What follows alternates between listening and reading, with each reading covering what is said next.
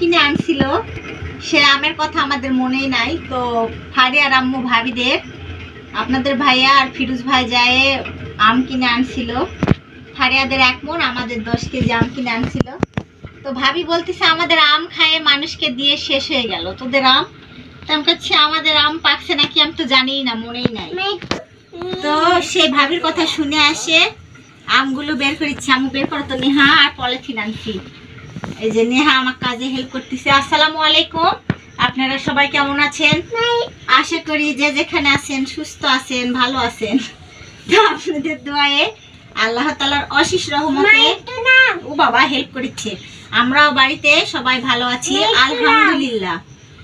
তো আমাকে যারা সাপোর্ট করছেন তাদেরকে অসংখ্য ধন্যবাদ। যারা এখনো আমার চ্যানেলকে সাবস্ক্রাইব করেন নাই, প্লিজ তাদের উদ্দেশ্যে বলতেছি, আমার ভিডিওটা কোনো জায়গায় কোনো অংশে ভালো লেগে থাকলে প্লিজ দয়া করে লাইক কমেন্ট সাবস্ক্রাইব দয়া করে করে দিবেন। দেশ বা দেশের বাইরে থেকে আজকে প্রথম আমার ভিডিওটা দেখতেছেন, তো আপনারা সবাই আমার পাশে থাকবেন, তাহলে আমার এগিয়ে যাওয়া সহজ হবে। বন্ধুরা অনেক কষ্ট করে আমরা ভিডিও বানাই, ইউটিউবে যারা কাজ করি সবাই সবাইকে সাপোর্ট করব, সবাই সবার পাশে থাকবো, তাহলে আমরা সবাই একসঙ্গে এগিয়ে যেতে পারবো। নেহা বাবু হাই দাও আন্টিদেরকে। হাই, আসসালামু আলাইকুম দাও। বলতে পারে না, তাও চেষ্টা করে। আস সালা মোয়ালাই কম, ভেঙে ভেঙে বলতে পারে, একবারে বলতে পারে না। তো এই সেই আম, তো আমরা কয়টা খেতে খাইছি না নুসরাত?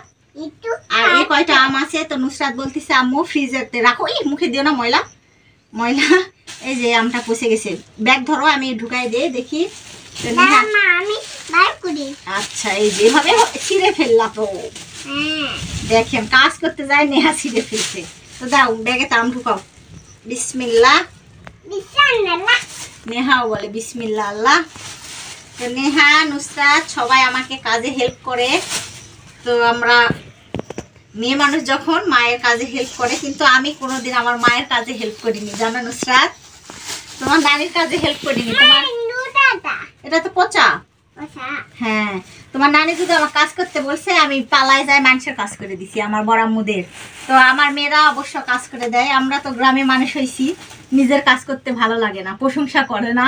আর মানুষের যদি একটু কাজ করছি তো বড়াম্মারা এসে আমার মাকে বলছে কই সুইটি বলে কাজ করে না, এই তো আমার বাসায় কাজ করছে। তো ওই প্রশংসাটা শুনতে ভালো লাগে। এই ভারী দেখেন দেখেন নেহা আম নিছে, উড়ি বাবা উড়ি বাবা। নেহা কাজে হেল্প করতেছে, চলো ফ্রিজেতে রেখে দেই, চলো চলো। নুসরাত আর নেহা মামুনি বলতেছে কি খাবো কি খাবো, তো আমি ভাবলাম কিছু একটা শর্টকাটে বানাই দেই। তো দেখেন শর্টকাটে কি বানাইছি। তো নিচে কয়টা পিঠা দেখো মা, এই যে শর্টকাটে বানাতো যায় নষ্ট হয়ে গেছে, সেই পিঠাটা হয় নাই। তো এগুলা ছিটা পিঠা বানাইছি, একটু ফাঁকা করে দেখাও, একটা 4 কোনা করে ভাঁজ করছি দেখো। ছিটা পিঠা নামে কে পরিচিত? তো এগুলা ঢাকার আপুরা, যারা ঢাকায় বসবাস তারা বেশি খায় ছিটা পিঠা। তো নুসরাত মামুনি মোবাইলে দেখে আমাকে একদিন বলছিল যে আম্মু ছিটা পিঠা বানায়ও। তো ছিটা পিঠা তো আমি বানাতে পারি। তো ঢাকায় আমার একটা আপু ছিল, সে আপু আসে একদিন আমাদেরকে দেখাই দিছে। তো ফ্রিজ থেকে পানি আনছি। ওই ছিটা পিঠা কী দিয়ে মজা লাগে জানো নুসরাত? গোস্ত, হ্যাঁ হাঁসের মাংস দিয়ে ভালো লাগে। তো এটা মাথার মাংস রান্না করছিলাম, জাল করে করে কালো হয়ে গেছে, তো সেই মাংসটা আনছি। আর এই পাশে একটু বাদাম ভর্তা বানাইছিলাম। তো এই পিঠা ভর্তা, তারপরে হাঁসের মাংস বা গরুর মাংস দিয়ে খেতে মজা লাগে। কে এই পিঠা কি কি নামে চিনেন অবশ্যই কমেন্টে জানাবেন। আর এই পিঠা বানানোটা কে দেখতে চান অবশ্যই আমাকে কমেন্টে জানাবেন, একদিন বানায় দেখাবো। তো নুসরাত মামুনি নেহা মামুনি খাচ্ছে, তো মজা নেহা মজা, মা মাথা ঝোঁকাচ্ছে দেখছেন। তো বাচ্চাদের শর্টকাটে একটা পিঠা বানাতে চালাম যে গোলায় মোটা করে ভেজে দিব, কিন্তু সেই পিঠাটা বানাতে পারলাম না। তো এই ছিটা পিঠা বানাতে অনেক দেরি হয়। পানি দাও মা বাবুকে, নেহা বাবু পানি চাচ্ছে। তো এটা খেলে আসলে মজা লাগে দুপুরে। এটা তো সকালের খাবার, বাচ্চারা খাচ্ছে 11টার মতো বাজে। তো দুপুরে এটা যদি কেউ খায় ভাতই খেতে ইচ্ছা করবে না, হাঁসের মাংস দিয়ে বা গরুর মাংস দিয়ে খুব মজা লাগে এই পিঠাটা খেতে। তো বাচ্চারা খেয়ে নিচ্ছে, খেতে পারবে না, অনেক কয়টাই বানাইছি, 6-7টার মতো হবে। তো আমিও বাচ্চাদের সাথে খাবো একটু, আমারও দেখে লোভ সামলাতে পারতেছি না। হ্যাঁ আমাকে দিবে, দেখেন। আচ্ছা আমাকে দিও। হ্যাঁ ও বাবা আনিচ্ছে, দেখেন আমার মামুনি, দেখেন। আচ্ছা থ্যাংক ইউ। এই যে আমাকে হাতে দিছে, দেখেন। তো নেহা মামুনি কোনো জিনিস কাউকে ছেড়ে খেতে চায় না, সবাইকে দিয়ে খায়। তো আন্টিদেরকে দিবা না? দিবে, দেখছেন, আপনাদেরকেও দিতে চাচ্ছে। তো আমার ভিডিওটা যদি ভালো লেগে থাকে আর ছিটা পিঠা যদি কাউকে দেখতে ইচ্ছা করে, অবশ্যই একদিন বানায় দেখাবো, কমেন্টে জানাবেন। তো সবাই ভালো থাকবেন, আর আমার ভিডিওতে লাইক কমেন্ট সাবস্ক্রাইব করবেন। আপনারা আমার পাশে থাকলে আমার এগিয়ে যাওয়া, থ্যাংক ইউ দিচ্ছে আমাকে, দিচ্ছেন, আমার এগিয়ে যাওয়া সহজ হবে। তো বাচ্চারা খেয়ে নিক ছিটা পিঠা। গতকালকের ভিডিওতে বলছিলাম আপনাদেরকে যে আমাদের গরুটার শরীর খারাপ, হয়তো বা বাচ্চা দিবে। তো চলেন সারপ্রাইজটা দেখায়। তো এই পানিটা নিয়ে আসছি গরম করে। তো গতকালকে আমাদের গরুটা বাচ্চা হয়েছে, তো নতুন অতিথি আসছে, কত সুন্দর না নুসরাত? তো আর পাইপটা লাগাইছি, আজান দিচ্ছে যে এগুলা ধুয়ে গোসল করে নিতে হবে। তো এই পাশে গরুটা টয়লেট করছে, সেগুলো সব পরিষ্কার করে আগে নিই। আর ছোট বাচ্চাটাও পায়খানা করছে, গন্ধ করছে দুধ দুধ। খাও খাও খাও, নেহাকে দেখাও। আর নেহা দেখেন গোয়াল ঘরেতে আসে চেয়ার নিয়ে বসে আছে, তো নেহাও দেখতেছে। তো গরুটাকে এখন ধুয়ে দিব। আর নেহা আইসক্রিম খাচ্ছে, বসে থাকে বসছে, আপুকে দিচ্ছে। তুমি খাও, তুমি খাও। আর আকাশও ডাকতেছে বৃষ্টি হবে, বৃষ্টি হোক, প্রচন্ড গরম, গরমে থাকা যাচ্ছে না। তো ভাবি ননদ ঢাকাতে চলে গেছে, ওই ননদটা থাকা কালি নিয়ে যে গরুর বাচ্চাটা হয়েছে, আর তো ভাবি ননদ আর আমি মিলে হওয়াইছি বাচ্চাটা। তো সুন্দর মাশাআল্লাহ। এটা কি বাচ্চা বলো তো নুসরাত? জানো না? নুসরাত জানেই না, এটা ছেলে বাচ্চা, ছেলে। হ্যাঁ নেহা জানে ছেলে বাচ্চা না। তো নেহা ওখানে আপনাদের ভাইয়া চেয়ারটা রাখছে, তো ওই চেয়ারে বসে রাখছি। আর এই গরুটাকে এখন ধোয়াই দিব। তো আমাদের দেশি গরু হিসাবে একটা সমস্যা কি হয়েছে, অনেক দুধ, বেশি দুধ, এই জন্য গরুটার ওলানটা ধুয়ে দিতে হবে। যে গরুটার কি হয়েছে জানেন? দেখাও, মাংসতে পানি জমছে নাকি। এখন এই গরম পানিটা একটু হালকা উষ্ণ করে এখানে সেঁক দিব, তাহলে বাছুরের দুধটা উড়ে যাবে, তাহলে দুধটা খাইতে পারবে। তো মাশাআল্লাহ, আল্লাহ যত বিপদ দেয় ততই সুখ। তো আমাদের আবার একটা গরু থেকে আবার দুইটা হয়েছে, আমার গোয়াল শূন্য গোয়াল ভরে যাচ্ছে। আল্লাহ চাইলে সব হয়। দেখ দেখ মারতে আসছে, মারতে আসছে, মারতে আসছে। ফুটা নয় মা, চালু করে দিচ্ছি। এক ধুয়ে দিব, এই যে গরুর গোসল ঘরটা, গোয়াল ঘরটা ধুয়ে দিব, পায়খানা আছে সব পরিষ্কার করে দিব, বুঝছো? আর গরম পানিটা গরুকে দিয়ে সেঁক দিব, তাহলে গরুটা আরাম পাবে। তো আমাদের একটা গরু ছিল ছেলে বাছুর সহ, সেটা বিক্রি করে দিছি। আল্লাহ আবারও আমার ছেলে বাচ্চা দিছে, তো আল্লাহ এখান থেকে আমার গোয়াল ভরাই দিবে আবারও। আসলে অনেক আপনার কমেন্টে বলছেন যে পালা পোষা জিনিস বিক্রি করলে খুব ময়া লাগে আপু। তো ময়া লাগছে, বিপদে পড়ছি, বিপদও আল্লাহ ধীরে ধীরে উদ্ধার করবে।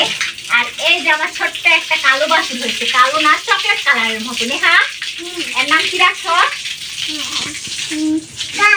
কালো সোনা। তো আমি এখন গরুর গোয়াল ঘরটা সুন্দর করে যে পাইপ সেট করছি, পরিষ্কার করে নিব। আর গরুটাকে সুন্দরভাবে গোসল করাবো, করানোর পর আজানও দিয়ে দিতে, আমরা গোসল করবো। তো আচ্ছা, গরুর ঘরটা পরিষ্কার।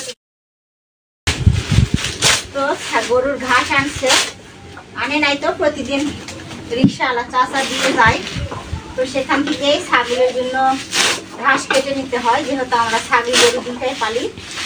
তো মোটা ঘাসগুলো খেতে চায় না ছাগলে, সেই জন্য অর্ধেক কাটে ফেলে পরের এই পাতা ঘাসটা ছাগলের জন্য ছোট করে কেটে নেই। তো আপনাদের ভাইয়া আসছিল বাসায়, তো আমাদের নতুন এক বাছুর হয়েছে গরুর। তো দেশি গরুই তো আমি পালি, আপনারা তো দেখছেন আমাদের গরু যেগুলা দেখেন সব দেশি গরু। তো আমাদের গরুটা একটু সমস্যা হয়েছে। দেশি গরু হিসাবে প্রচন্ড অনেক দুধ হয় গরুটার। তো দেশি গরুর ওরকম দুধ তো হয় না, অল্প দুধ হয়, 3-4 কেজির মতো দুধ হয়। কিন্তু এই গরুটা আমার খুব ভালো গরু, 5-6-7 কেজির মতো দুধ নামে। এই জন্য গরুটার সমস্যা হয়েছে, পানি জমছে ওলানেতে, গরুর ওলানেতে পানি জমছে। তো সেজন্য আপনাদের ভাইয়া ডক্টরকে ফোন করলো। তো আমাদের পারিবারিক পশু ডক্টর আসে, গরু পালি পশু হাসপাতাল থেকে আসে ডক্টরটা। তো ওই ডক্টরকে আমরা দেখাই, অমলদা। তো সে দাদাকে ফোন করলো আসার জন্য।